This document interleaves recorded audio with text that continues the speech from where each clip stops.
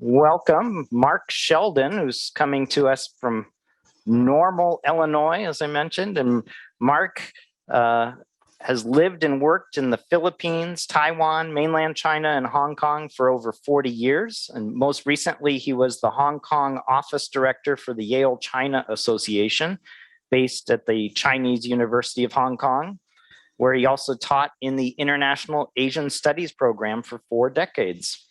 He's also directed the International Exchange Office of the Chinese University of Hong Kong and also the Hong Kong America Center, the Fulbright Commission, based in Hong Kong.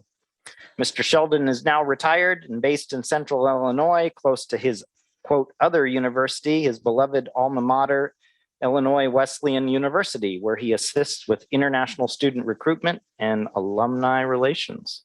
So Mark, thank you very much for joining us. And I want to thank everybody again who's joining us from around the country and back in our own classroom here in our new hybrid world.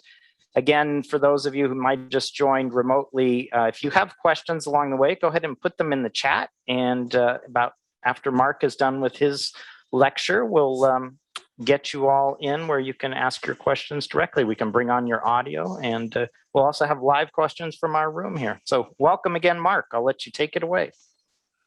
Thank you very much, Scott. It's a great pleasure to be with all of you today.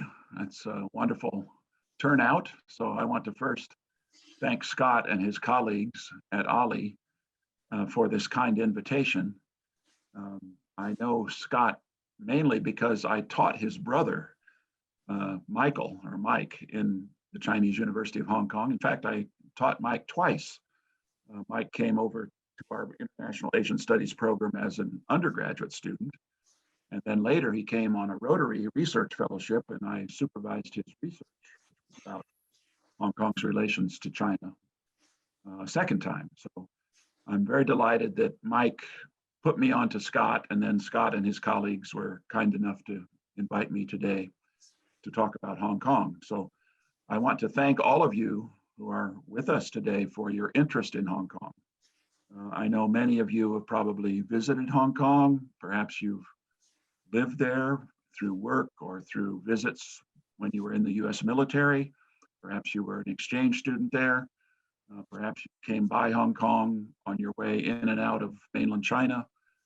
Hong Kong is a beloved city, an international and vibrant place that over the last number of decades has brought a lot of us together. So we have a fondness for the city and for the people of Hong Kong that perhaps brings us together today. So thank you for your interest in Hong Kong, particularly at this time, which is a difficult and dark time for the city.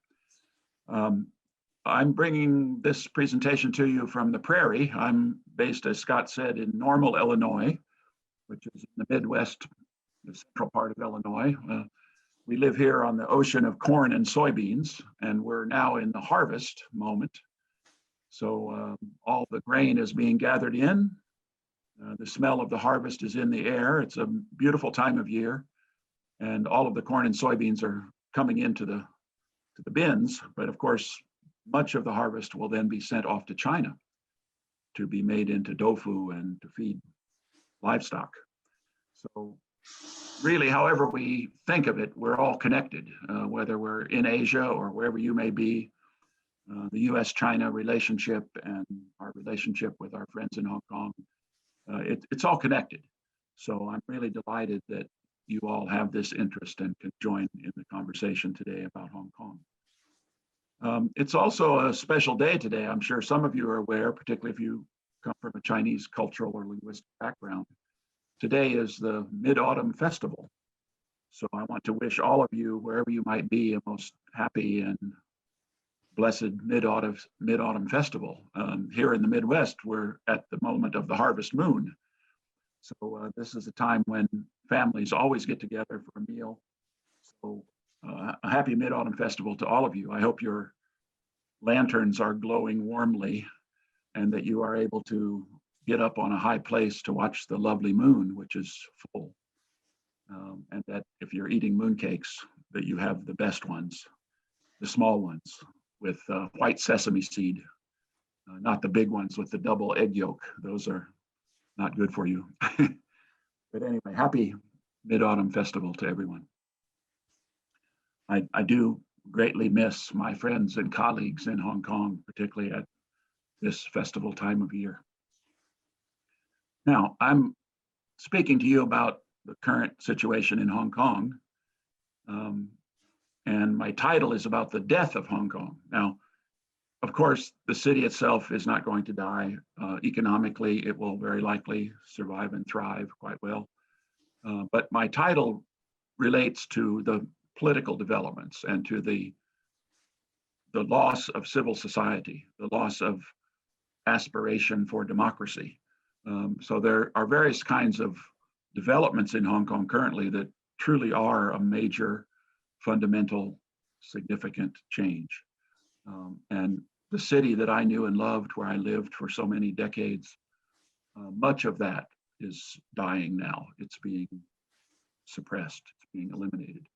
So what I'd like to do today is talk about that, give you some of the background of how this happened. Of course, it didn't happen overnight. It didn't happen just yesterday. It developed over a number of decades, and it has a very complex political, social, and economic background or origin.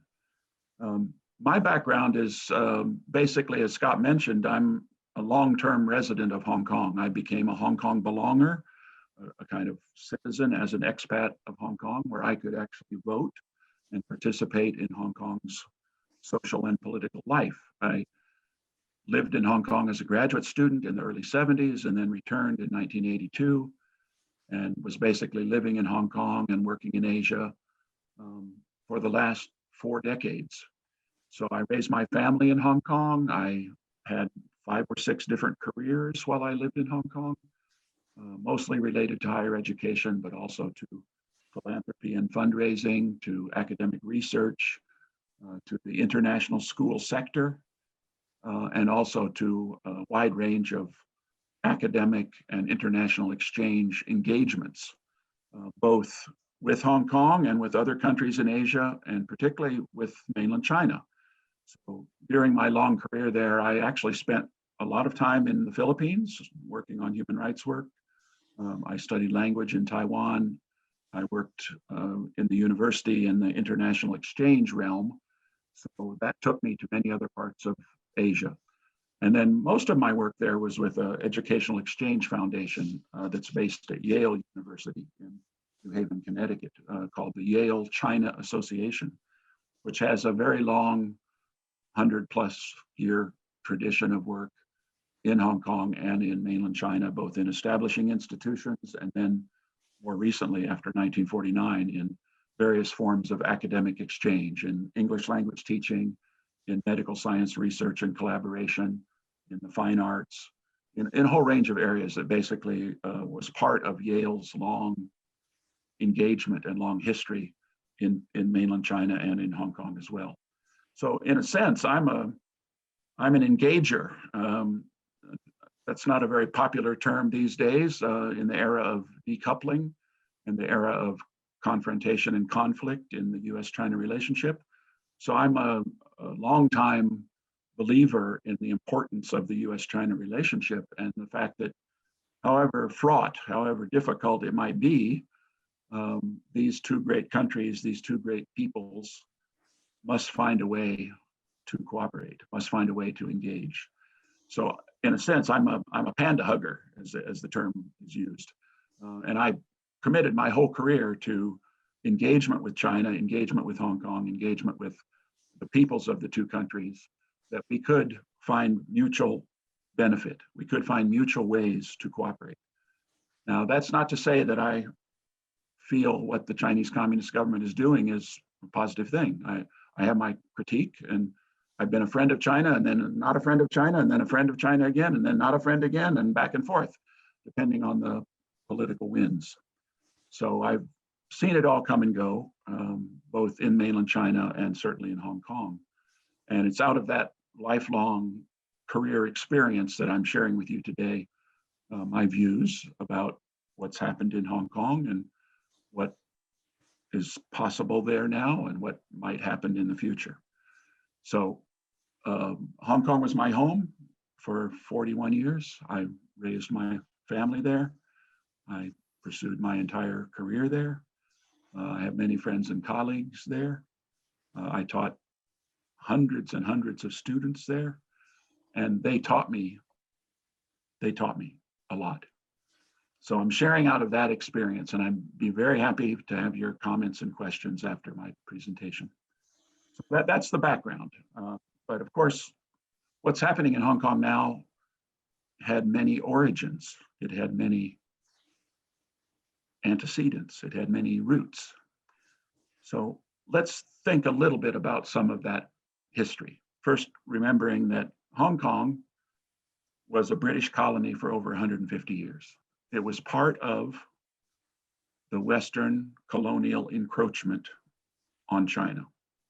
So Hong Kong must always be set in this historical context and reality, that during the Opium War and during the period of Western domination of China, there were areas of the mainland that were taken over by foreign colonial powers, and that China and Chinese nationalism always felt that those were unequal treaties, that those were encroachments on Chinese sovereignty.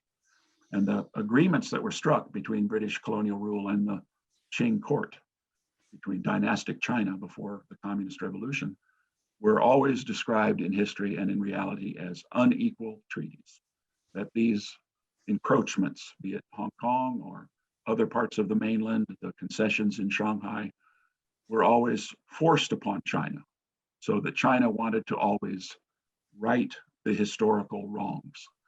So keep in mind that the mainland Chinese narrative about Hong Kong has always been the narrative of recovery, of restoration, the narrative of righting historical wrongs about colonial domination of China, of the mainland. So that's one very important narrative that is underlying all what has been happening in Hong Kong more recently. The second one is how Hong Kong came to revert to Chinese sovereignty. And that was a very unique formula that Deng Xiaoping and his colleagues in the Chinese Communist Party proposed, and that was agreed to and enshrined in an international treaty called the Joint Declaration between Britain and China. And in that joint declaration, this concept, this idea of how Hong Kong would revert to Chinese sovereignty after this long period of British colonial rule, how that would happen. The concept was called one country, two systems. One country, two systems. That the British colony could revert to Chinese sovereignty, but still maintain many of the characteristics that it had enjoyed during the colonial period. That meant many promises that China had made to the British and indirectly then to the Hong Kong people about how Hong Kong could go forward. It could be part of China, but it could have its own characteristics. And those characteristics were outlined in those great documents, the Joint Declaration, the treaty between Britain and China, and then in Hong Kong's own mini constitution, which is called the Basic Law. And in those documents, basically, Hong Kong was to be allowed a high degree of autonomy. Hong Kong people were to be allowed to rule Hong Kong. In other words, there would not be people from the mainland coming down. There would not be, interference into the civil society of Hong Kong. And that Hong Kong would enjoy this special status, this one country, two systems status, for 50 years after the point of reversion of sovereignty. You'll be reminded that Hong Kong reverted to Chinese sovereignty in 1997, July 1st, 1997. I was there. We were there during all the pre-handover jitters, the fact that many, many tens of thousands of Hong Kong people didn't believe the promises then and decided to leave. Most of them came back later. And so we had Chris Patton, the last colonial governor of Hong Kong, floating out the harbor on the Britannia with Prince Charles. And we had the Chinese People's Liberation Army flowing in across the border. We had a big celebration that Hong Kong had been properly restored to Chinese sovereignty, and that for the first 20 or so years of this agreement, this set of promises did in fact, they were in fact successful, that one country, two systems did in large part work. But of course, there were promises in those agreements. There were elements of the one country, two systems agreement that were left unclear or left unresolved or left without implementation. So there was a kind of incomplete aspect to the reversion of sovereignty. But Hong Kong did enjoy many of the things that were promised there. Hong Kong enjoyed its own immigration jurisdiction. Hong Kong enjoyed its own currency. Hong Kong enjoyed certain freedoms that were promised in the basic law, freedom of religion, freedom of property, a whole range of things, freedom of the press, autonomy for universities. I mean, you can go down the list. These were the black boxes within the machinery of Hong Kong, if you will, that were part of the agreement of one country, two systems.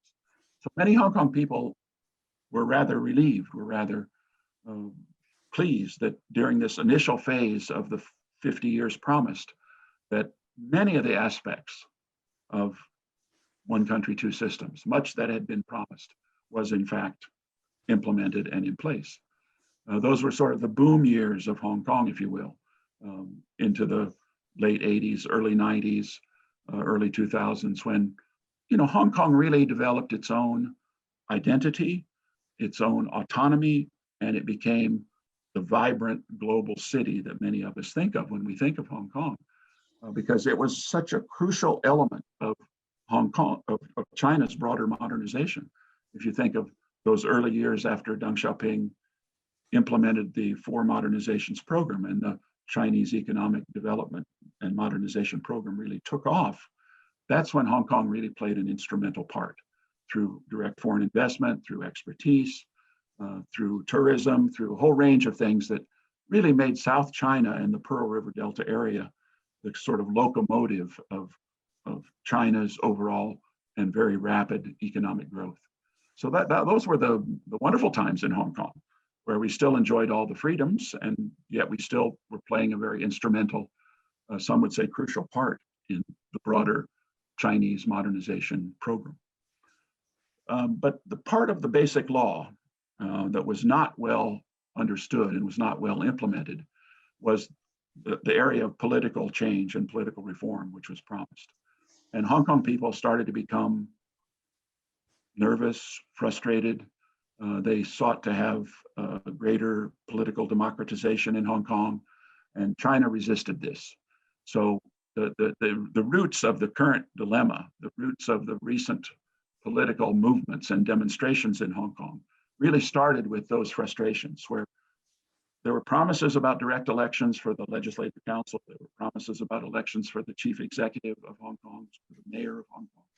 And those things were blunted, delayed, not agreed to by China. And there was another aspect of the basic law that was also highly controversial and was not implemented for many, many years. And that was the so-called Article 23. Article 23 of the basic law basically required the Hong Kong government to institute national security legislation. So this was legislation that would be to define treason, to define secession, to define aspects of national security that were defined in a very, very different way in mainland China as compared to the rule of law and common law tradition environment of Hong Kong. And so that became a great point of contention between the pro-democracy movement in Hong Kong and the Chinese authorities, with the Hong Kong government sort of stuck in between. The Hong Kong government tried to implement Article 23, a form of national security legislation, in 2003. And you may recall at that time, those were the first massive street demonstrations where Hong Kong people said, with 2 million people marching on the street, this is 2 million people out of about 7.5 million residents, 2 million people marching on the street saying, we do not want the intrusion of mainland style, single party rule, national security provisions into Hong Kong society. So that was sort of the beginning of the bubbling up of all of the things you've seen in more recent years. And that was the opposition, the development of the political movement in Hong Kong, the political opposition and the pro-democracy groups of various kinds, various political parties, various NGOs, that led to a blocking of the implementation of Article 23 at that time. So that was sort of then a hangover for many, many years following. The Article 23 that was required in the Basic Law actually was not implemented. And so as this happened, more and more pressures took place, more and more frustrations took place. I was studying this as a political scientist myself. I was sending my students out to do projects on these issues. And you could see that time and time again, the aspirations of the Hong Kong people about more accountable governance, certainly more democratic governance, some much needed and legitimate political reform of the Hong Kong system did not happen. It was either blunted, delayed, vetoed, reformulated, one could say rigged. I mean, there were all different events. We can go into the details if you wish of how that kind of political reform over quite a number of years never happened. And so this brings us to perhaps the events that you remember more recently, the so-called Yellow Umbrella Movement. You remember the scenes in Hong Kong of street encampments in 4 or 5 different areas of Hong Kong of people out protesting. Now, what was that about? Well, that was a part of this long process that I've just described, because there were efforts in the Legislative Council by the Hong Kong government, and then certainly reviewed and either approved or rejected by the PRC authorities about how to have political reform in Hong Kong. And so China in 2014, 13, 14, proposed some new arrangements for democratic elections in Hong Kong that supposedly met the requirements and promises of both the Joint Declaration and the Basic Law. But those provisions were what we might call democracy with Chinese characteristics, okay? They were a form of vetting through an election committee, which basically approved the candidates before any vote would be allowed. So the joke in Hong Kong, of course, is the PRC authorities would be happy to have elections as long as they know the outcome in advance. So this was a hugely contentious political debate within Hong Kong governance and within Hong Kong political circles. And basically the pan-democratic groups that were elected into LegCo, that were active in the society, that were involved in the massive street protests, they rejected this as not being genuine democracy, as not being genuine political reform. So basically in 2013-14, there was a standoff, there was a dysfunction, there was a blockage. And all that was left for the aspirations of these pro-democracy groups was street protest. So that's where you had, for 79 days, massive encampments of Hong Kong citizens, and mainly students and young people, but many others, blocking the major streets and arteries of Hong Kong, in Central, in Kowloon, in Causeway Bay, and basically living on the street, blocking all movement for almost 3 months. The Hong Kong government did not give in, the PRC government did not give in. Eventually, these protesters were declared illegal and they were then removed. So you had another massive confrontation between the aspirations of certainly the majority of Hong Kong people and the Hong Kong government, the so-called establishment camp, which is backed up by the mainland Chinese and Communist Party authorities. So that was sort of the disappointment of many in Hong Kong. The frustration grew.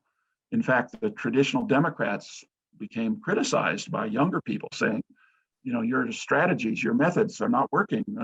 What are you doing? It's not helping. What have you done for me lately? And there began what became called the Nativist movements. Those in Hong Kong who were more provocative, more radical. They did not feel that nonviolent civil disobedience could be effective. And in fact, it was shown clearly not to be effective. So here you have again a series of events, a series of years where the frustration continues to grow, the opposition from the establishment camp and from China stays put, and you basically have a kind of standoff for political reform over many years. So I hope you will understand the current situation and the most recent protests and the development of China's sort of intervening more directly within this context, within this long history of these events, of these movements, of these activities in China, and certainly these activities in Hong Kong. It's not something that developed in the last year or two. So then we come to the most recent events, 2019. Hong Kong government tried again on Article 23, couldn't move it ahead. Then they tried to have a new law, an extradition law that would allow Hong Kong citizens to be extradited to the mainland. Okay, this is like a lightning bolt. Okay, this is like a nerve-ending shock, like somebody pulling your tooth out for Hong Kong people. The fear of being grabbed up and taken across the border to a system that does not have any legal recourse or any decent prisons for political prisoners or people who are being accused of treason or succession or collusion or whatever the crime might be, which was not defined in Hong Kong law, but was certainly defined in mainland China law.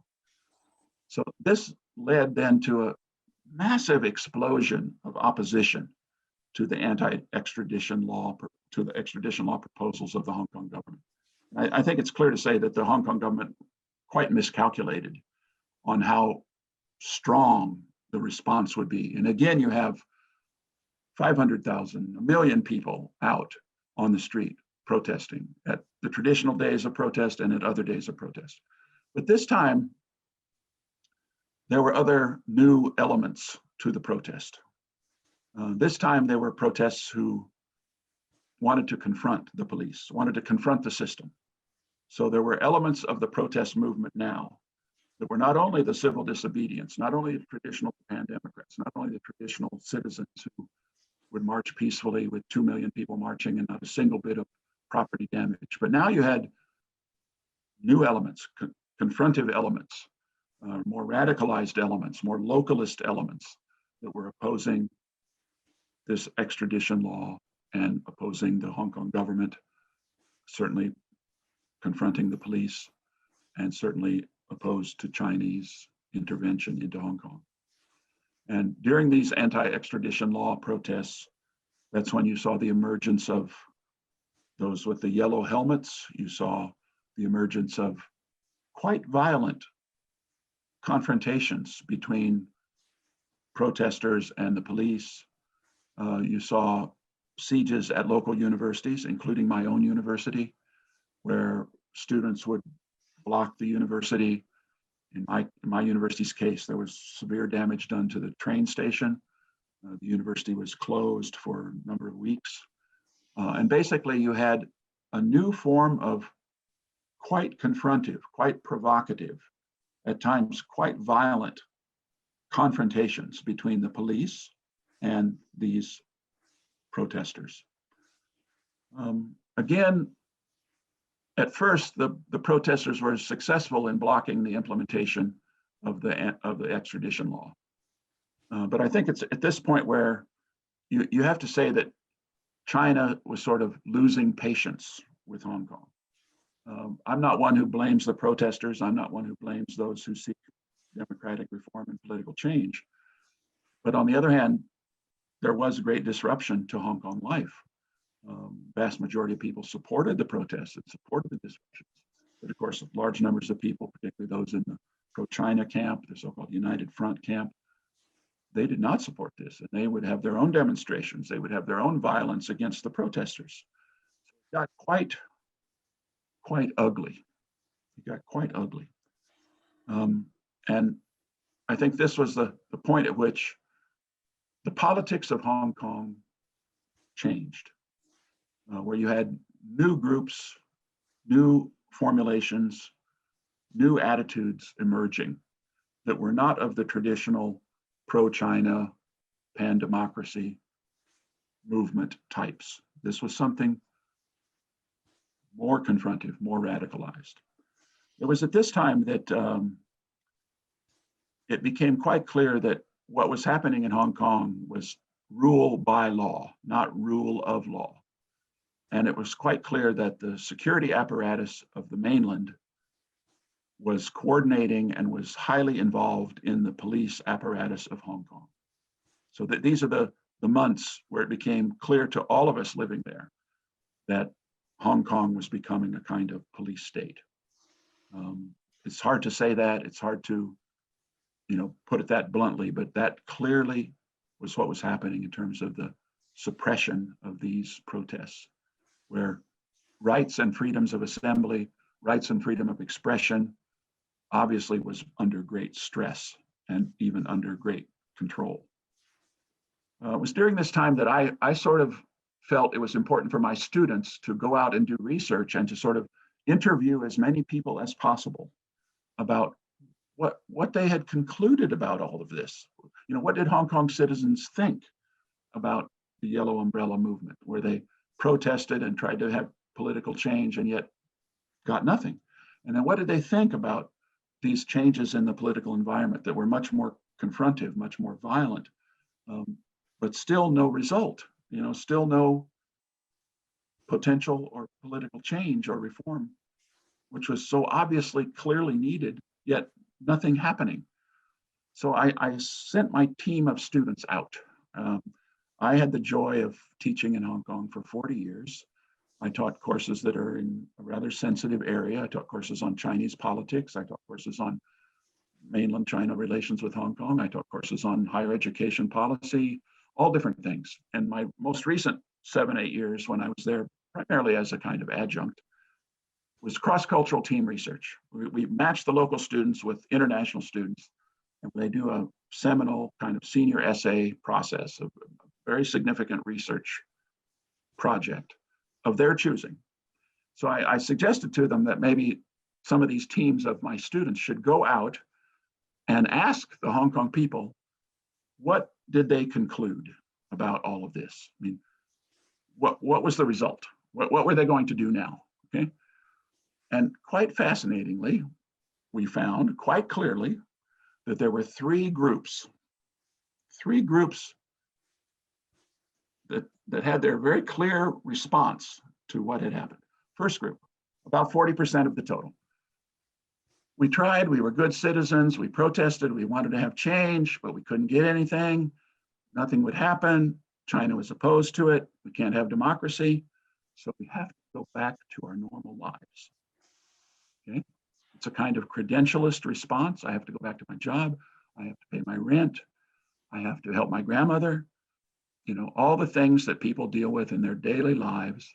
They basically said, politics is not for me anymore. Okay? But they're still there. They're still there. They still have their values. They still want democracy. They still are opposed to the Chinese Communist Party, all of that. But they can't keep going. Second group, another 40%, almost always formulated in exactly the same way. It's quite striking. Hong Kong has no future. Okay, these are people that want to change. They were active. They were involved in NGOs. They were in political parties, but they saw no possibility of a change, no possibility of a positive result.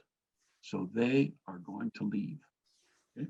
So these are the people that have multiple passports. They have ways out. They have an uncle in Canada.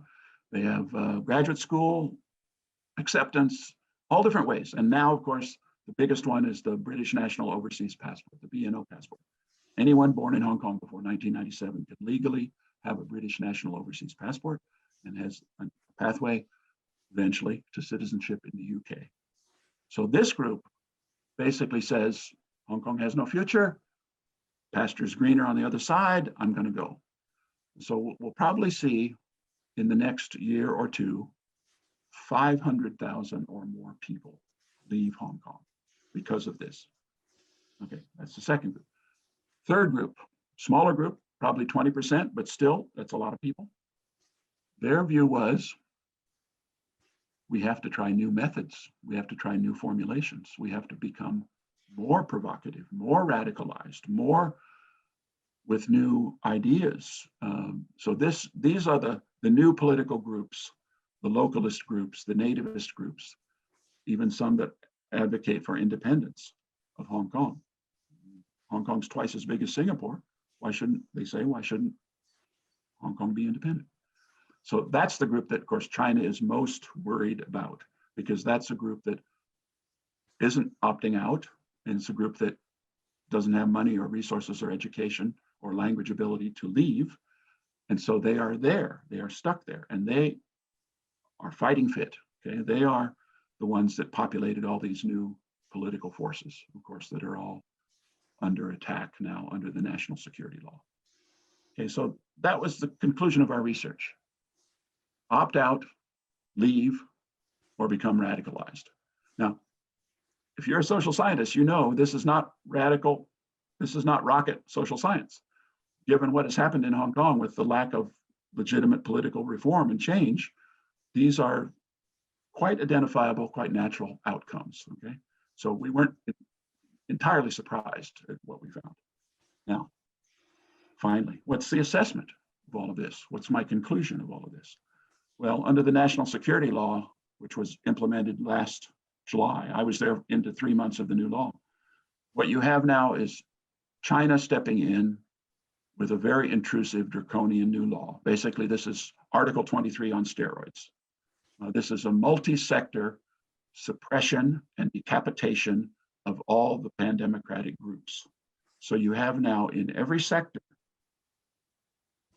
arrests, disqualifications, suppressions, trials, jailings without bail, and you have, from all these earlier demonstrations, about 11,000 people who've been arrested, and now about 500 of the key leaders of all these groups that I mentioned, the key pan-democratic groups, parties, journalists, artists, you name it, labor unions being disbanded, the key civil society groups that supported democracy aspirations in Hong Kong are now all under great duress, many of them arrested, disqualified, or forced to flee.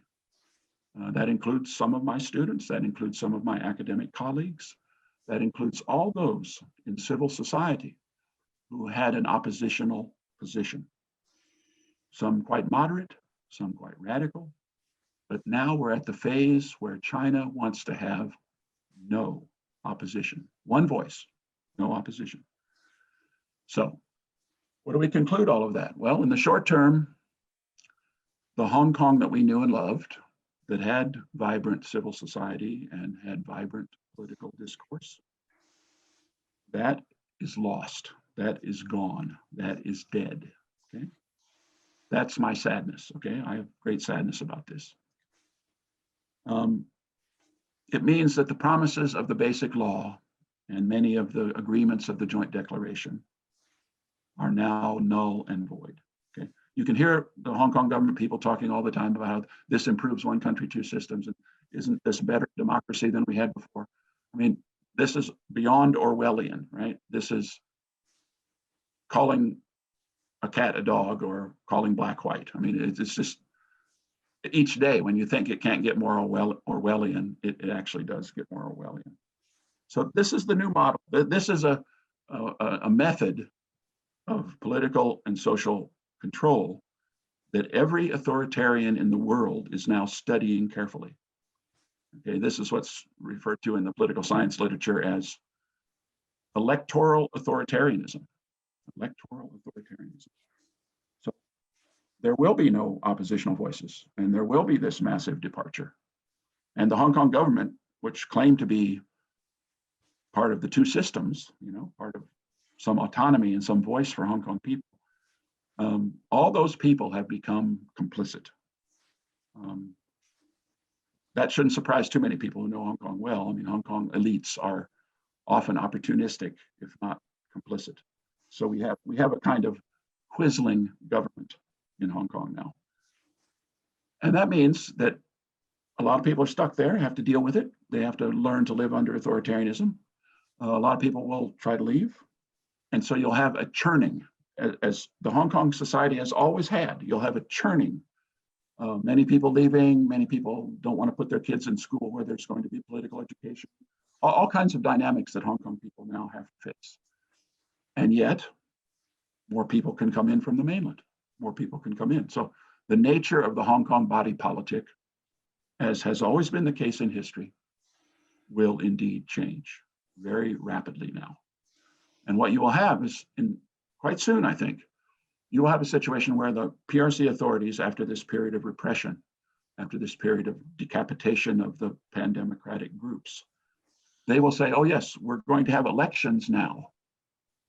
And then the pro-China camp will win. And the reason for that is they've totally changed the electoral system. They've made it even more of a rotten borough, more of a rigged kind of system where only patriots can be considered candidates. And there's now a vetting device that is very harsh through the security apparatus that considers who is a candidate and who can be considered a patriot. So that's where the election of the election committee and of the LegCo and the chief executive is now headed in the next few months. Now, I'm sorry I painted a rather dark picture. On the other hand, you never bet against Hong Kong people who can survive on the streets of Hong Kong. So I'm not entirely pessimistic. I mean, the political environment, the political landscape is indeed dark. It is indeed grim. But all those people, those millions of people who had aspirations, all those people who fought, all those people who protested, all those people who confronted the police, most of them are still there, okay? So where this heads will, of course, depend on what happens in Hong Kong and certainly what happens in mainland China as well. Now, in US-China relations, we always say there are the hardy perennials, okay? The hardy perennials of issues. Taiwan, the top of the list. The nuclear program in North Korea, certainly way up there. And certainly now, the possibility of military confrontation in the South China Sea. But I have to say, Hong Kong and the issues that are raised by this tragedy in Hong Kong. Now Hong Kong becomes a hardy perennial in US-China relations as well.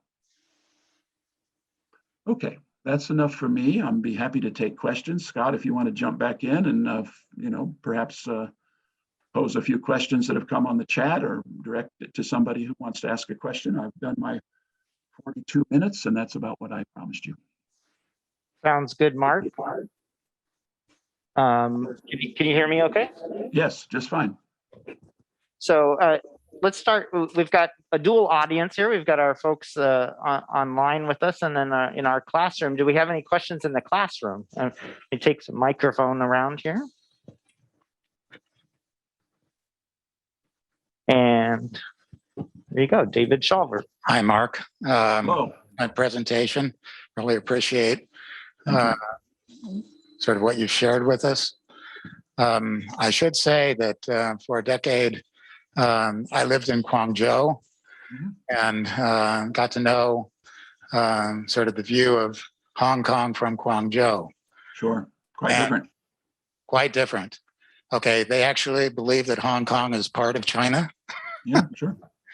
And I'm just wondering, when you had your students interview the Chinese people, why didn't you have them interview people from Guangzhou? Guangdong province, which the British took Hong Kong from, is about 100 million people.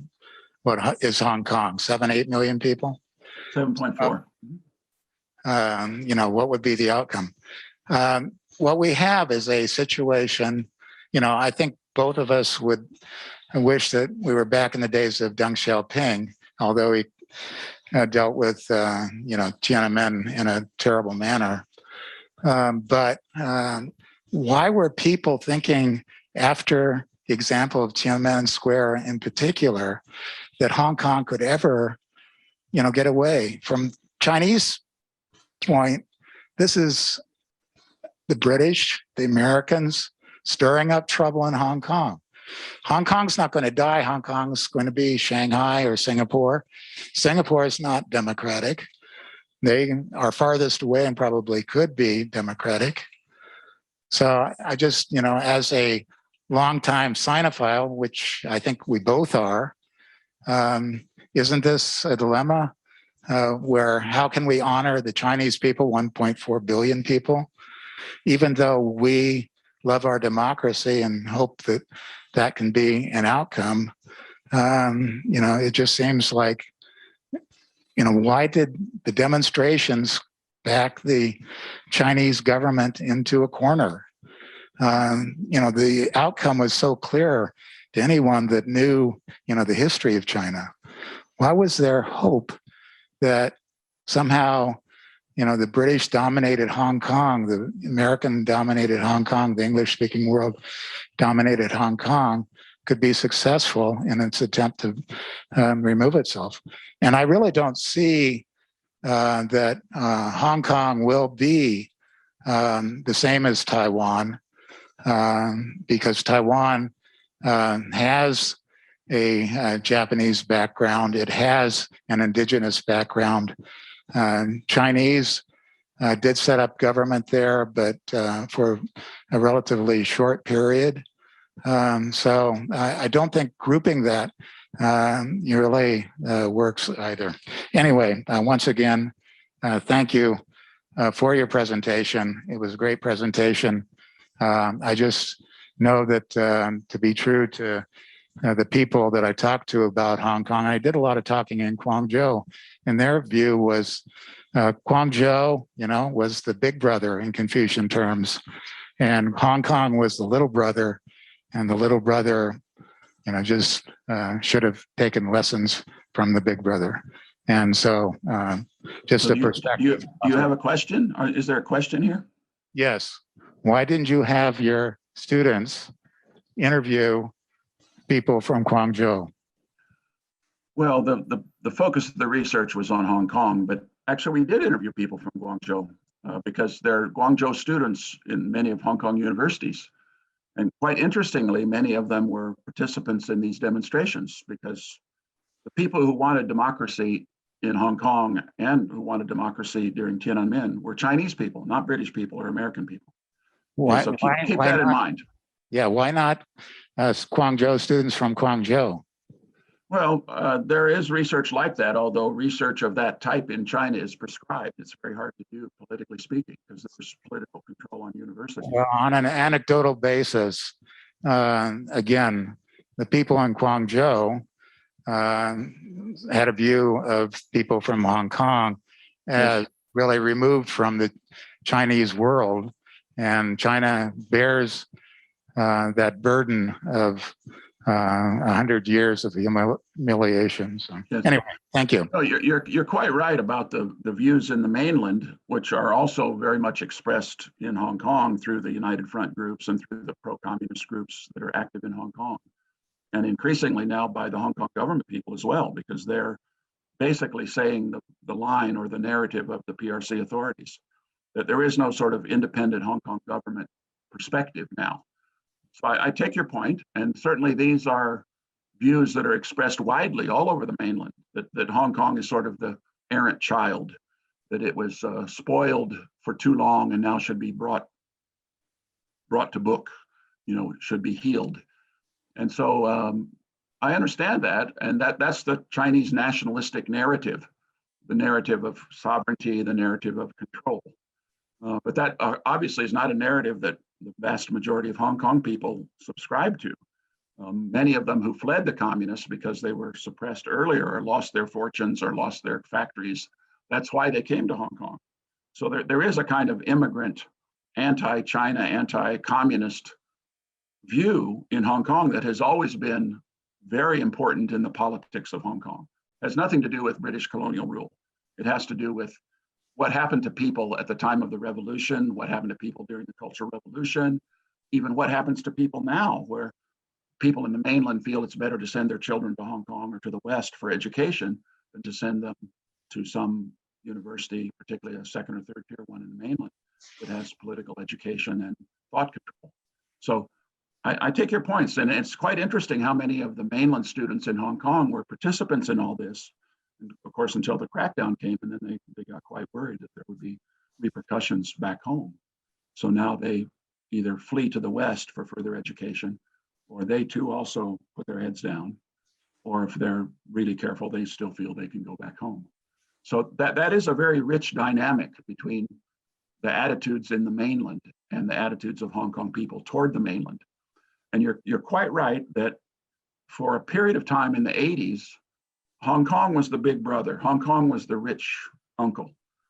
And Hong Kong was sort of throwing its weight around, and with foreign direct investment and the advice to factories, and of course, ownership of vast resources in Guangdong province. I mean, Hong Kong was the dragon head and the banking and finances, and then Guangdong was the shop floor. But then in the 90s and 2000s, that switched, and all of a sudden the people from Guangdong are the rich uncle and the people from Hong Kong are the poor cousin. And so the dynamic and the utility of Hong Kong to the mainland, particularly in the latter part of the economic modernization program of the mainland, it changed, and it was a very difficult psychological adjustment for Hong Kong people, that they were no longer instrumental and helpful to the mainland as they were in the past.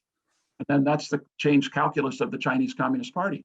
The calculus is Hong Kong is not so useful to us. So, I mean, why do we worry about it? Let's suppress these political dynamics that we don't like, the so-called color revolution or whatever it might be, because actually Hong Kong is only 3 or 4% of our direct investment now. It used to be 25%.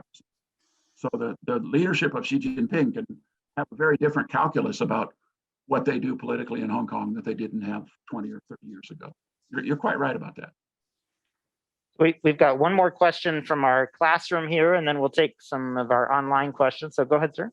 Yeah, I wanted to build on your very sage comments in regard to the economic impact. You were implying a great shift in economic activity. We always in the West think of Hong Kong as a major economic engine, and in light of this population shift or depopulation, I assume that means certain amount of money's leaving Hong Kong. And then, so what's the economic future of Hong Kong? Is it going to be in decline? What would you say on the world stage as far as driving the world economy? Yeah, this is a very key point about how the underlying economic conditions drive the political variables. And many of us have argued that the condition that drove the protests the most in Hong Kong was not the wish for political reform, but was the high cost of housing. That young people who were coming out of college with really good degrees could never ever afford an apartment for their own self, for their young bride or whoever. So the resentment and the anger that built up in Hong Kong over the high price of housing was one of the biggest discontents. That you could say that livelihood issues drove the political dissent more than the wish for democracy did. There's some people who argue that. On the broader regional and US-China relations scale, as I just mentioned a minute ago in response to the other gentleman, there's no question that Hong Kong's utility to China, Hong Kong's sort of, hitting above its weight, punching above its weight that we always used to argue. The whole argument that was put forth in a whole series of books called the Hong Kong Advantage, or Hong Kong as the dragon's head of the Pearl River Delta, all that stuff about the dynamism and growth of the Pearl River Delta, where Hong Kong played such a crucial role in all the services, all the accounting, all the advice to factories. They even send people in to run factories, all of that was basically the manufacturing dynamo that led to Walmart. I mean, let's be honest, all the cheap stuff you guys enjoy came from that 200-mile radius around Hong Kong in the Pearl River Delta. Still does in large part, even with the decoupling now. But then as the Chinese started, punching above their weight, particularly moving up the value-added ladder and moved away from cheaper manufactured goods into producing your iPhones and producing all the cloud computing equipment, and Huawei became a big factor in the relationship, then the role of Hong Kong really declined, because Hong Kong is not a manufacturing place. Hong Kong is 80% of the economy is service. So you have to have talent, you have to have good universities, you have to have accounting, you have to have quality control, you have to have banking, you have to have financial services, but you don't have any manufacturing base to speak of. In the era of flowers and watches and jewelry, That's pretty much all gone in Hong Kong. That's all moved, you know, it was all cored out. So Hong Kong's become a very different kind of place. And as a result, it has far less economic leverage on the mainland. The mainland economy, particularly pre-COVID, was growing at a much higher rate than the Hong Kong economy, although Hong Kong economy did well. But now with COVID, some of the key engines of the Hong Kong economy, of course, are greatly damaged by COVID. That's tourism, hotels, and then the movement of talented people into the mainland to manage factories and to do things that relate to services. A lot of that has been blocked because the border between Hong Kong and the mainland has been closed now for almost 2 years. So you're quite right that they're very dramatically different and very dramatically changed economic imperatives for the importance of Hong Kong. So, you know, the argument always was, will Shanghai be more important or will Hong Kong be more important? Well, clearly the mainland is giving preference to Shanghai, clearly. But then if you look at it more broadly, as the other gentleman just mentioned, there's plenty of growth there for everyone. I mean, the Guangdong area is bigger than France, and the Yangtze River Delta is bigger than Germany. So, you know, we're talking about a scale that on this side, we hardly ever understand. That the manufacturing potential and the scale of China converting from a export-driven economy to a service and consumer-oriented economy is vast. And we just don't realize the power of that. If China completes that transition effectively from the, you know, export-driven model that made it rich up to a middle-income country, and then gets to a consumption-driven economy that is primarily domestic, that's of a scale that will put everything in its shade. All right. We are going to take a question from John Thomas online. John, if you want to unmute yourself and ask your question, feel free to do so. Hi, John. Hi, can you hear me okay? Yes. Okay, first of all, I'm a 1975 accounting graduate from Illinois State. Oh, wonderful. Born and raised in Peoria. Oh, lovely, just down the street. Yes, my question is, will China's decreasing rate of population growth play negatively or have a negative impact on the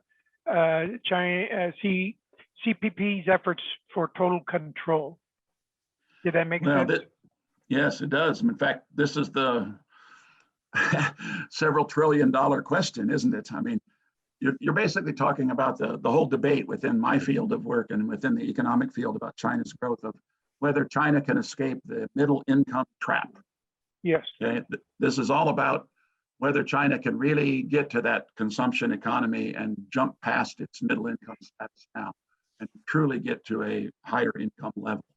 And one of the clear obstacles to that is its demographic situation, becoming more elderly like Japan has done. Yes. And then having this restrictive population policy for so many years, although now that's been eliminated. So there's a huge question about what this transition will look like and whether it can be successful. My own view is that it probably can be. I mean, they've eliminated the restrictions on how many children you can have now. You can have up to 3 now. So that's a huge change, although that will take some time to work its way through the demographic numbers. And then China is winning some of the key sectors and industries of the next century. I mean, if one looks at China from an economic point of view, they're already winning solar, they're winning wind, they're winning drones, they're winning robotics, they're likely to win AI.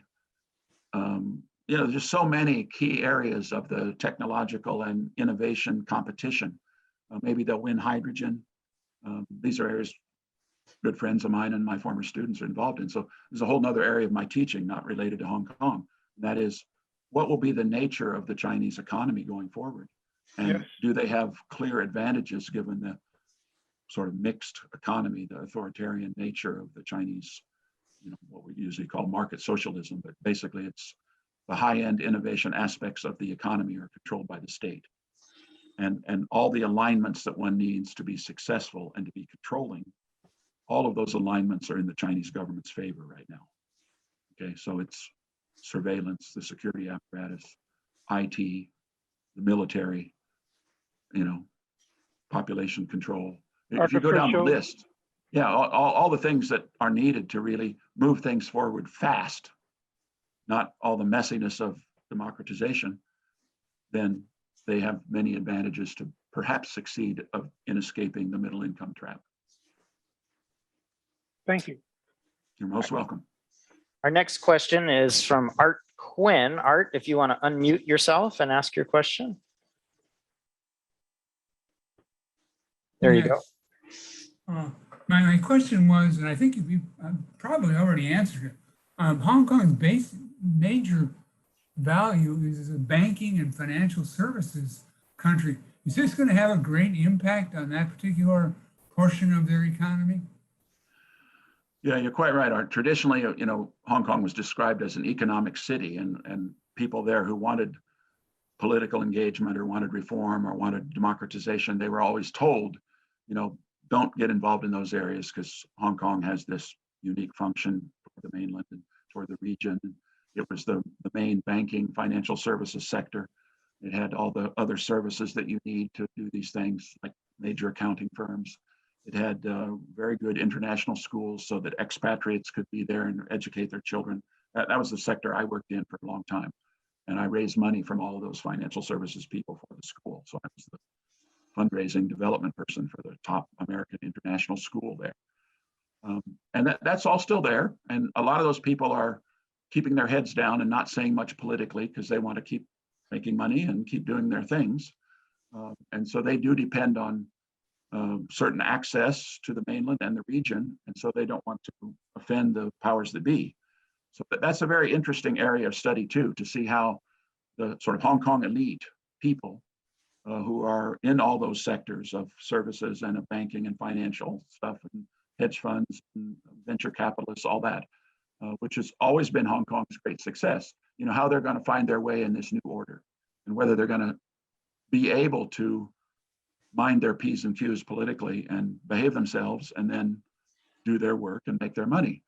Of course, the vast majority of Hong Kong people are not in those sectors. That's a very small group of people there. And a lot of them, are there only for a few years and they fly off to London or to Tokyo or wherever they go.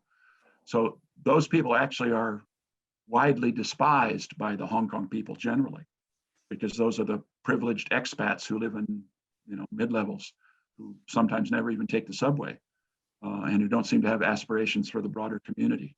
And the fact is, Hong Kong developed into a very vibrant, multi-sector, civil society place where charities were active, where religious groups were active, where there were all kinds of freedom of association, freedom of religion, where vibrant press was, where everybody's spies were, just all kinds of interesting activities going on. And that was sort of Hong Kong's brand.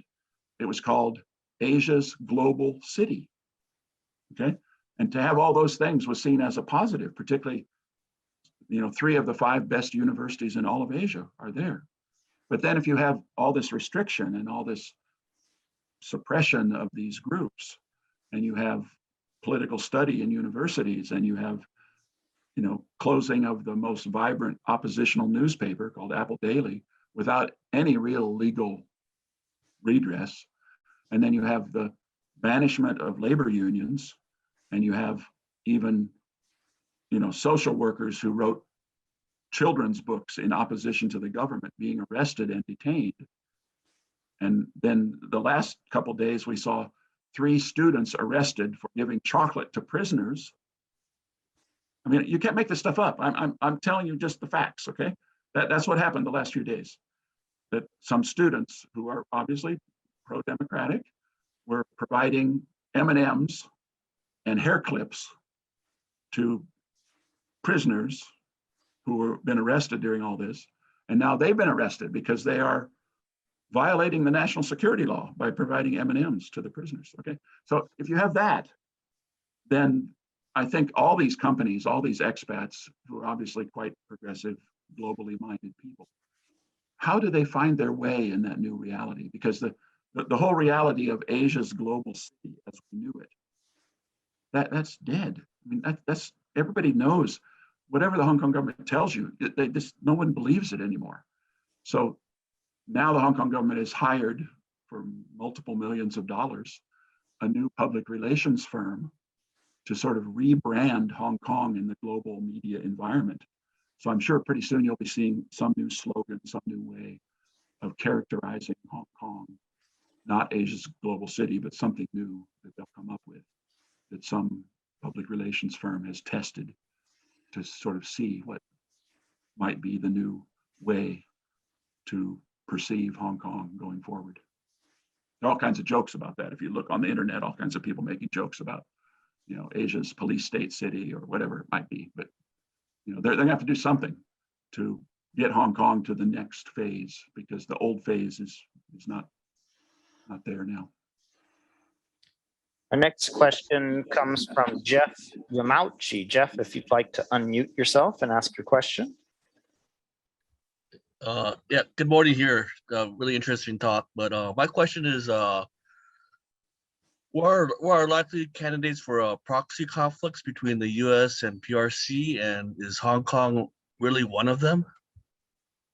That's a great question. In some ways, yes. I mean, obviously, the Hong Kong government has been criticized by the U.S. government and by many others through all this. And there have been actions taken by the EU, by many partners of Hong Kong, including the US, that involved sanctions against people who implemented the national security law. So, Carrie Lam, who's the terribly unpopular, complicit chief executive of Hong Kong now, cannot have a US credit card. She cannot use a US bank. She complained that she had to take her salary in cash and she had to pile the money up in the governor's house. So yes, this is obviously a point of contention of those countries and those entities, including the Catholic Church, including the European Union, well, so many who have made statements or taken actions to oppose the implementation of the national security law. And as the first gentleman mentioned, of course, the view in China is something very different. The view in China is that this is none of their business, that this is under our sovereignty and our control, basically telling everybody to butt out. But what we have in Hong Kong now is the mainland security apparatus and all the entities and offices of the Chinese Communist Party physically present in Hong Kong and running the Hong Kong government's views on security and on the part of the law that includes collusion with foreign forces, is the way it's described in the law.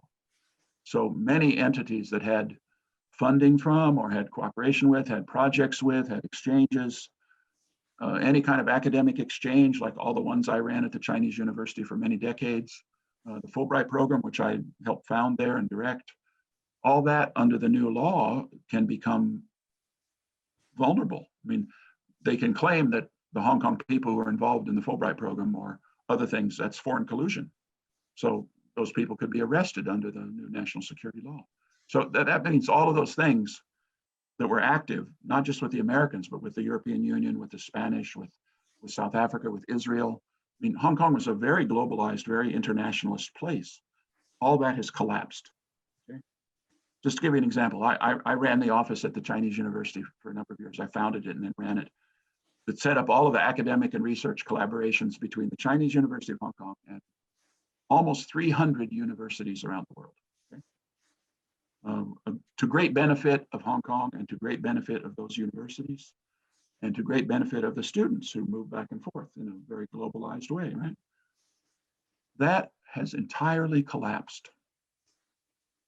Okay, it does not function now because people are afraid that they could be accused of collaborating with foreign forces just by conducting a Fulbright exchange or having a student exchange with Yale or with Stellenbosch or with Ben Gurion or, with Lund in Netherlands or Sweden or wherever it is, that is the tragedy of all of this, that Hong Kong as a vibrant, civil society rich, globally connected place for economic reasons, for technological reasons, certainly for humanities and language learning reasons, for international competency reasons, that is all gone.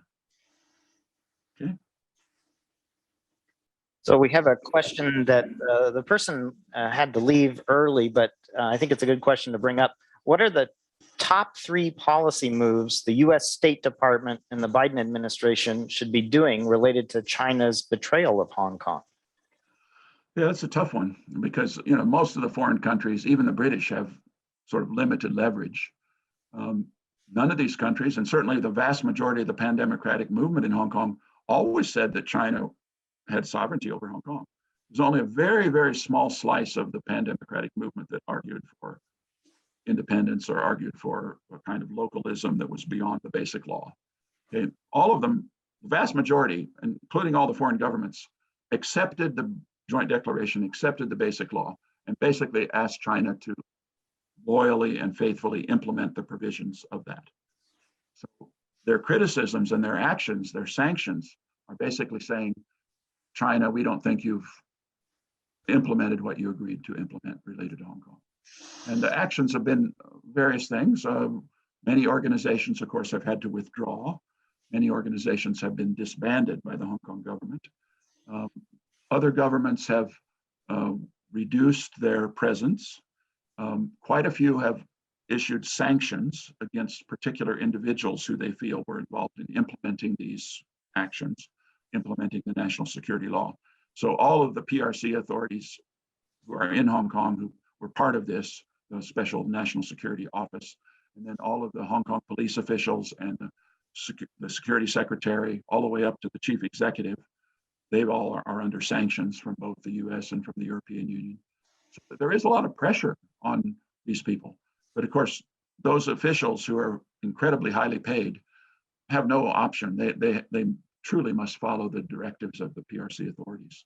There's absolutely no way they could stay in their positions if they did not.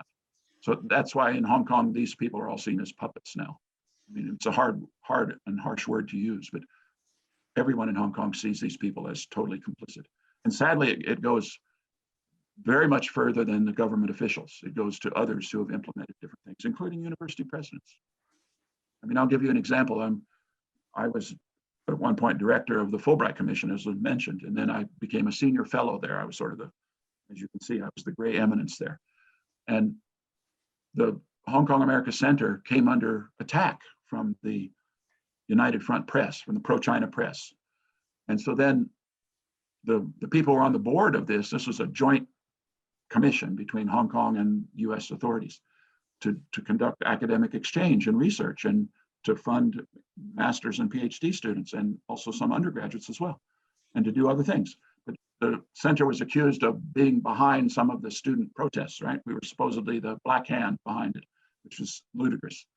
But then the board members and some of our donors, they see this in the pro-China press and they obviously immediately think, oh, it's not a good time to be friends with the Americans. And I have my factories and my interests in China, so I better, behave. And so they voted to disband the center, and the very next day they resigned. So then, the Fulbright Commission there is almost in an impossible position without local partners, without local funding. And even the Hong Kong government was funding the outgoing people. But then a week later after that, during the sanctions against the Hong Kong government authorities, then President Trump cancels the Fulbright program. So, it goes on both sides. I mean, the Trump administration was, as you know, given tariffs and all the other things, quite anti-China in its own way. And so it didn't want to spend money for academic exchange so it canceled the Fulbright program in China and in Hong Kong. So here we are. We need to understand each other better. We need to have contact. We need to engage. And yet we're cutting our nose to spite our face. We're poking ourselves in the eye because now we're not developing the talent, the young people who have language ability, who have cultural sensitivities, who have international competencies, who can in the future manage the US-China relationship.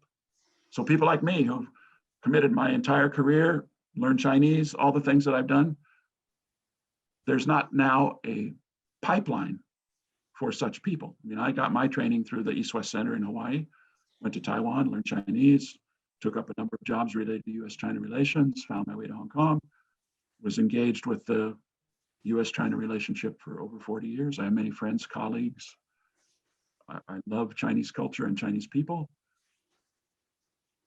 We know how to cooperate together. We've done many projects. We've become friends. Now we're in a phase of decoupling, okay?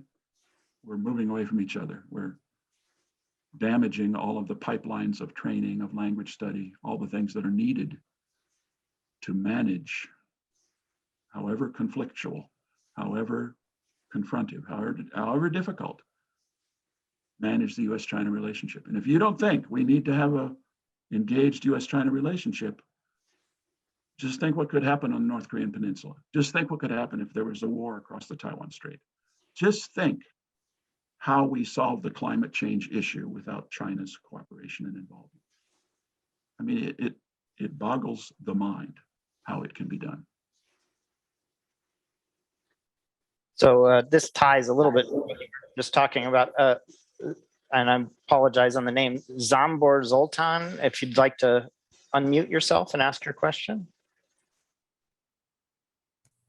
There you go. Yes, your last statement, I was just exactly congruent with my question, which was to take a bigger view of China. There seems to be an emerging, the beginning of an emergence of a Cold War with China. Both the Biden administration is continuing most of the Trump policies.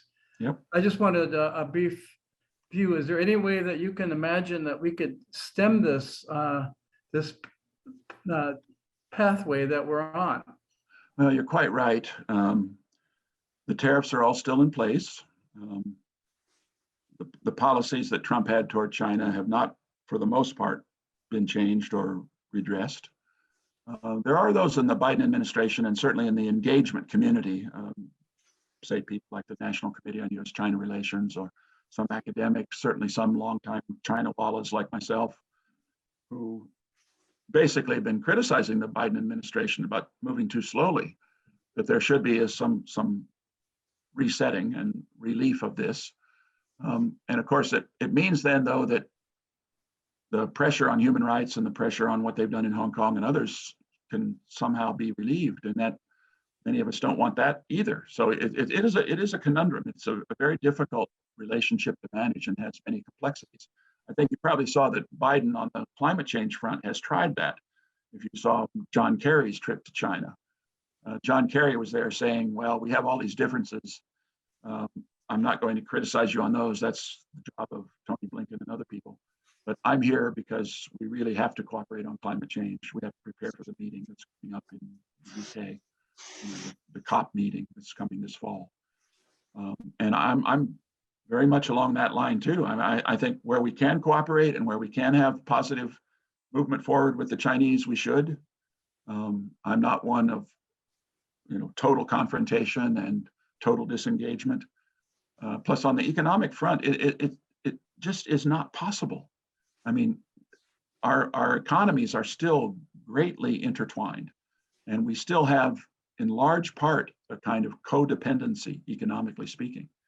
So whether we like it or not, we need to learn to live with each other and to find ways to solve these dilemmas diplomatically and to have, frank conversations, and at times maybe some incentives or disincentives for behaviors we don't like. But on the broader issues, particularly on climate and on some others that we could talk about, I think, China and the US are the two big players in the game, and we better get about having the skills and the personnel to play the game. China has them. I mean, China's invested very heavily in language training in its diplomats. It has people who've been on these issues for many, many years. We send new people who are, finding their way to the bathroom, and they have people who've been on the same issue for 30 years. So, you have to admire their diplomatic system. I mean, that's maybe one of the strengths of authoritarianism. They can keep these people in positions for a long time. But on the other hand, I think we need to give some thought to what is in our national security interest as it relates to US-China relations. George Hubbard, if you'd like to unmute yourself and ask your question. Yes, I read today that President Xi is reverting back to Mao economic policies, redistribution of income. So he's trying to tamp down the forces of capitalism in China. So I wonder if you have any comment on that, especially in light that Xi is probably going to be president for life. He's going to be there quite a long time, at least another 10 years, maybe even longer. There are aspects of his policy that do revert to a more Maoist or more socialist view. He's certainly trying to bring to book certain sectors that he thinks have gained too much power. That's happened recently in the educational tutoring area. It certainly happened recently with big tech, where the Chinese Communist authorities are pressing regulatory approaches that are rather surprising. If you're watching your stock portfolio today, you probably aren't too happy because there's Chinese restrictions and a possible default of one of the largest property companies in China called Evergrande. So this is part of that economic codependency that I mentioned, because many of these companies are trading on the major stock exchanges, and we all hold stocks in our portfolios, in our pension funds, that we think are great because they have high returns. But then if China doesn't have good regulatory control or gets involved in some kind of political control of these companies, then we can take a big beating. Not just people in China can take a big beating, but the global financial world can take a beating. So all the more reason, I think, to have more engagement on many fronts with China. But you're quite right. I mean, Xi's policies are more red, you could say. They are more leftist in a certain way. But he's dealing with an economic structure that is not like what Deng Xiaoping faced. Of course, this is a totally different phase for China's economic development and growth. All right, Steve Meisel, if you'd like to unmute yourself and ask your question. Well, I have a few questions, if I may. Actually, quickly, do you think Jimmy Lai will die in jail? That's number one. Number two, U.S. granted China most favored nation status, canceled GATT, etc. Other than cheap stuff and iPhones, didn't we basically create China? And now, as they expand their overseas trade, the relationship will mean that they will be gaining more strategic strength, and we will be less important as our market is not as important to them? Okay, maybe that's enough. That's some good questions. Jimmy Lai is the owner and founder of Apple Daily, which is was the most important oppositional newspaper, stridently anti-communist, very much supportive of the pan-democratic movement in Hong Kong. He was a mainland-born person who went to Taiwan and then came to Hong Kong to found his business. He made his initial fortune in textiles, but then China basically blocked him from the China market. So he sold his textile company and went into the media. And he founded a very prominent magazine, both in Hong Kong and in Taiwan, and then this daily newspaper, which was extremely important to the development of the pan-democratic cause in Hong Kong. He was arrested along with others, including all of his top journalists, his editors and managing directors and all, including people from his board of directors. And then his funds of his company were frozen without really any legal reason except under the national security law. So the charges against him they're quite varied. He's under many different kinds of charges. And he's one of the ones who's now held in jail without bail. So he will be in jail for a long time, even before any of these trials for these various cases come up. And he's a very interesting case because the cases against him are sort of reflective of how this new national security law has functioned to suppress and to decapitate anybody involved in the leadership of the pan-democratic cause. There are only a few people still out, only a few targets still remaining. I could mention them, and they're likely to be arrested and detained in the future. But with Jimmy, he was charged first with participating in illegal assemblies, as millions of us were, okay? If we honored the dead for June 4th at the June 4th vigil, that was declared an illegal assembly, so he's charged about that. We all marched and demonstrated on July 1st, which is the traditional day of protest in Hong Kong. 800,000 people marching without a single property damage or not a single arrest. All kinds of grievances being aired. But now oppositional voices, freedom of expression is now declared illegal, mostly under COVID protocols. The COVID protocols have been very effective in suppressing freedom of assembly in Hong Kong. You can't have more than 4 people together at any time now. So if you have 5 people, you can be arrested for illegal assembly. And so Jimmy is charged under a number of those provisions. But most seriously, he's charged under the national security law for colluding with foreign forces, for advocating sanctions against Hong Kong leaders. So if you spoke out and said, well, this is becoming too repressive, I think the US government or the British government, whoever should put sanctions on the Hong Kong government, that is now an illegality under the national security law. And the possible sentence is life in prison. And Jimmy Lai is not a young man, so it's possible that he, like Liu Xiaobo in China, like other dissidents that were jailed for lengthy periods in poor health, it's possible that Jimmy Lai could die in jail. Yes. But we all hope not. We hope there's some deal, maybe some diplomatic negotiation where certain political prisoners in the US or in Canada, most likely, are swapped for people who are held in Hong Kong or China. The worst scenario for Jimmy Lai, of course, would be if he's transferred to a Chinese prison. Then that would be very, very dangerous for his health. Okay. The most favored nation status. There is really no provision of most favored nation status anymore. That was under old legislation that evaluated China's human rights record and then on a yearly basis gave them most favored nation status. So, China basically is considered to be a rich country now. It's only has provisions for still being a developing country under certain provisions of the World Bank and the IMF. Everything else, it's considered to be a developed country and has normal trading status unless there are tariffs or unless there are sanctions. So the legislation that relates to that now is separate from anything that we called most favored nation status in the past. And the last question was, did we create China? Well, I think a lot of Chinese people worked real hard. I think a lot of Chinese entrepreneurs were very smart. I think a lot of people in this country wanted to buy cheap stuff. And so China sort of hit the perfect storm of export-driven growth, not unlike other countries in East Asia, not unlike Taiwan, not unlike Malaysia, not unlike Singapore. It just came at a later stage and at a much bigger scale. So China now is by far, the largest and most talented manufacturing platform in the world.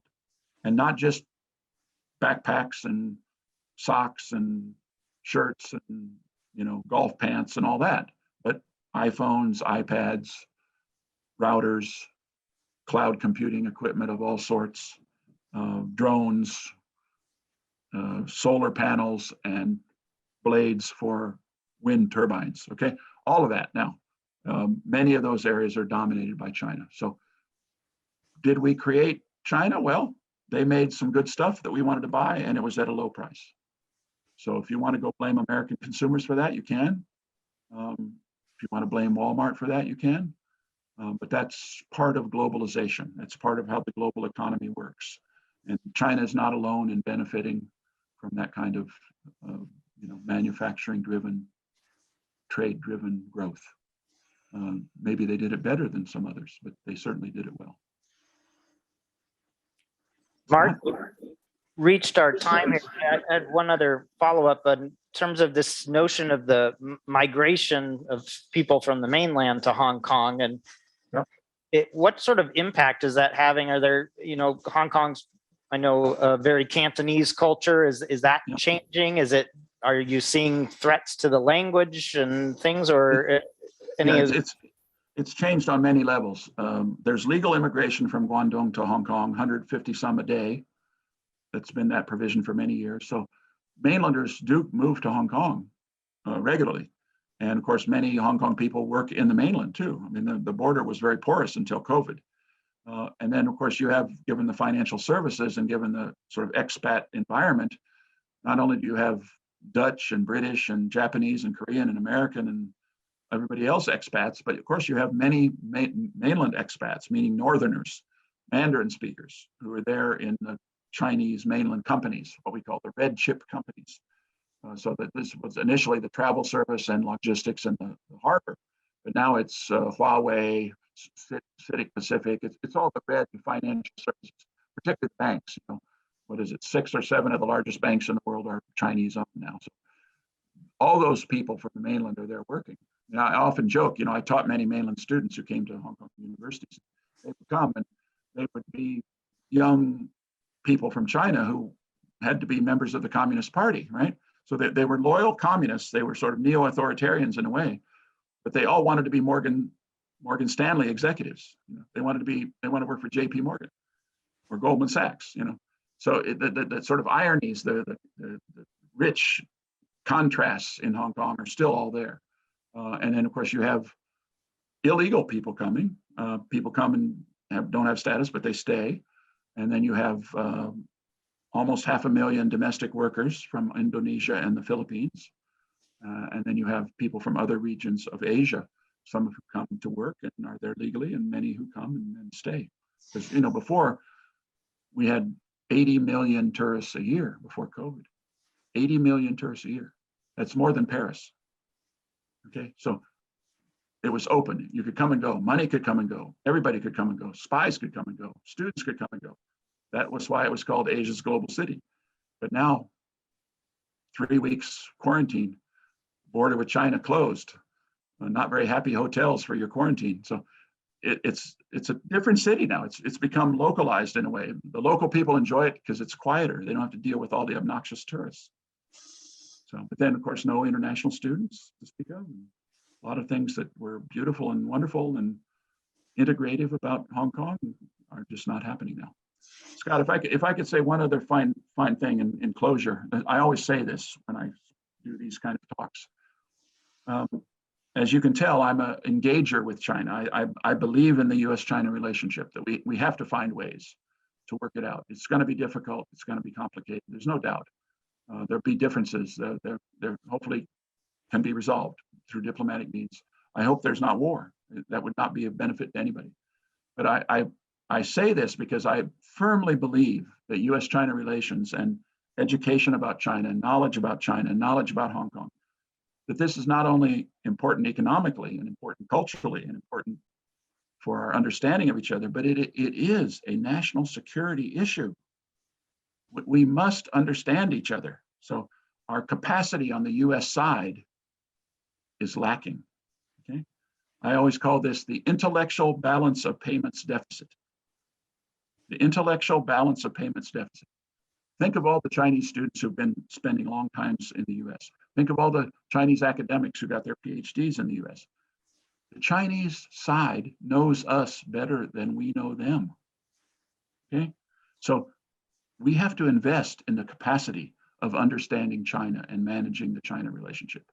And if we don't, it will be to our detriment in terms of national security interests, without a doubt. So I plead to all of you, please support the Chinese students you meet here. Please engage with people culturally. Please try to understand this relationship, because it is in all of our futures. There's no escaping it. It is in all of our futures. And I thank you, Scott. I really thank you for the opportunity. Oh, thank you, Mark. And the bad part about these webinars is you don't get to hear the thundering applause, and we have a small group, our group here in person, that you might be able to hear through the microphones, but appreciate you kicking off our fall speaker series and joining us today. I say, come visit me sometime in Normal, okay? I think we're all looking for normal right now, Mark, so we'll all be there as quickly as possible. Thank you so much. Thanks to everybody who participated today, and thank you for joining us. We'll talk to you later. Take care. My people in Monticello. Bye.